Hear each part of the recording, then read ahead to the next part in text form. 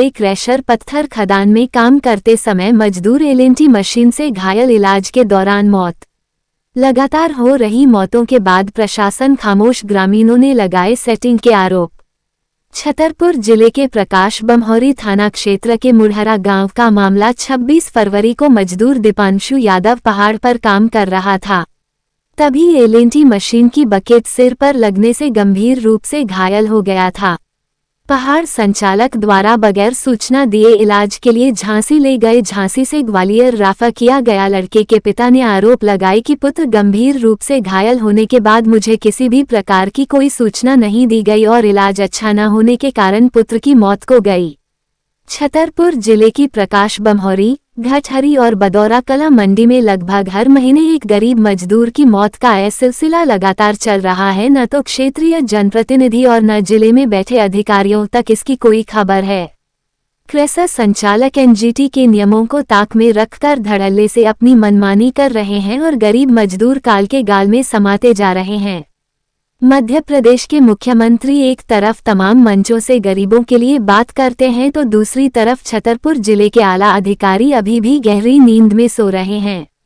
ग्रामीणों की माने तो खनिज अधिकारी और क्रैशर संचालकों के बीच सेटिंग से पूरा मामला आसानी से निपट जाता है। खनिज मंडी में मजदूर की मौत होते ही मैनेज कराने वाले दलाल एक्टिव हो जाते हैं और इन गहरी खदानों में गरीब मजदूरों की चीखें भी दब जाती हैं। बीते एक माह में लगभग यह तीसरी घटना है। क्या अब भी जिले के जिम्मेदार अधिकारी कोई ठोस कदम उठाएंगे या कार्यवाही के नाम पर मात्र खानापूर्ति करके मामले को ऐसे ही निपटा दिया जाएगा?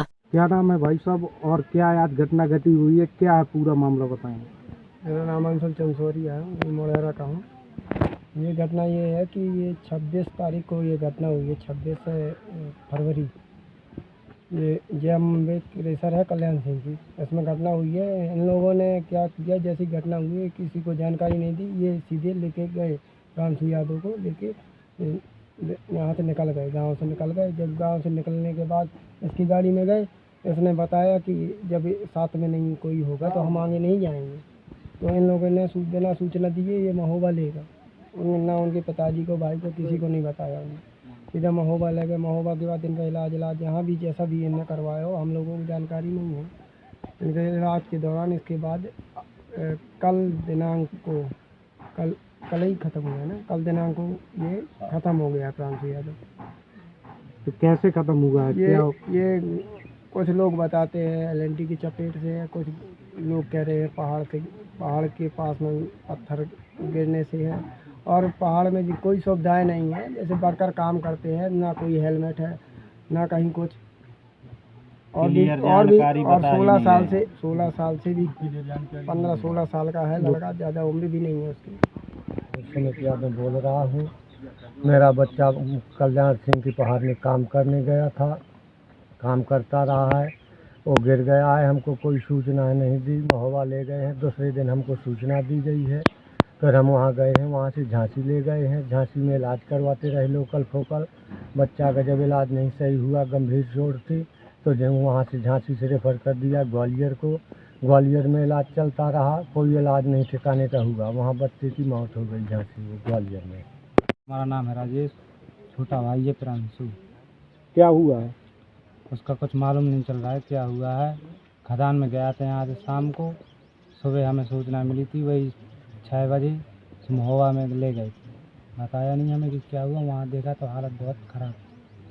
किसी भी प्रकार की कोई सूचना नहीं दी गई आपको? हमें कोई सूचना यहाँ नहीं दी गई है। फिर बाद में बताया जब ले गए थे, फिर हम वहाँ पहुँचे तो देखी तो हालत बहुत ख़राब थी। कितने दिन अस्पताल में एडमिट रहा?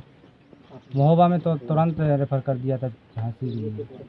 झांसी में रहा 2-4 दिन, इसके बाद फिर वहाँ से भी रेफ़र कर दिया ग्वालियर के लिए। ग्वालियर में रहा, वहाँ सीधा मौत हो गई। और लगातार पहाड़ों से घटना घटती चली आ रही है, इस संबंध में आप क्या कहेंगे? जी भैया, हम प्रकाश बमहौरी के हैं, हमारे रिलेटिव हैं। आज हमें जानकारी हुई है कि जो घटना हुई थी 26 तारीख को, उनका आज देहांत हो गया। तो हम यहाँ आए हैं तो मालूम पड़ा है, हम मुनीमों से और जो वहाँ पे ऑपरेटर हेल्पर हैं उनसे पूछ रहे हैं कि हमें कम से कम ये तो पता चले कि हमारा मरीज, हमारा पेशेंट, हमारा लड़का कैसे मरा। लेकिन कोई बताने को ही नहीं तैयार है कि कैसे मरा है। यहाँ जब घटना हुई है तो लेके ये तुरंत चले गए हैं अस्पताल।